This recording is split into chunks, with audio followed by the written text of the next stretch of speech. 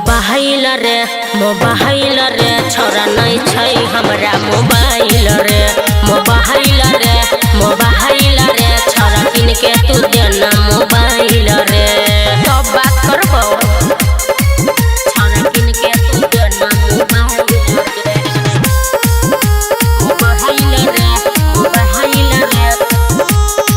छोरा किन के तू देना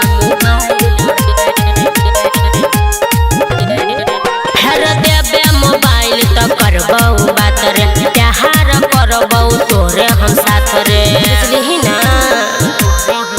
हर देबे मोबाइल त करबौ बात रे प्यार करबौ तोरे हम साथ रे कहीं मोबाइल के देबे बोतल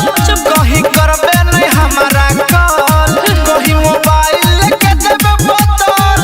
कहीं करबे नहीं हमारा कॉल पहिले मिले तू आना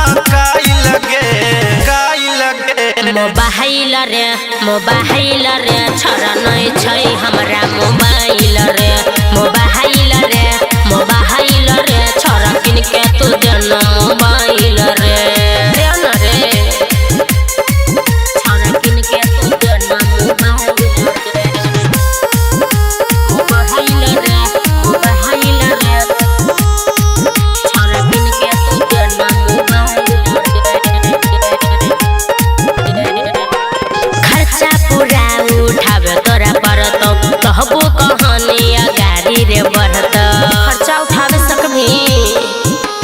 खर्चा पूरा रे उठावे तोरा परत कहबो सुमन सोना गाड़ी रे बढ़त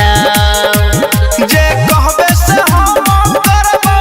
हम तोरे पछौरिया मरबौ जे कहबे से हम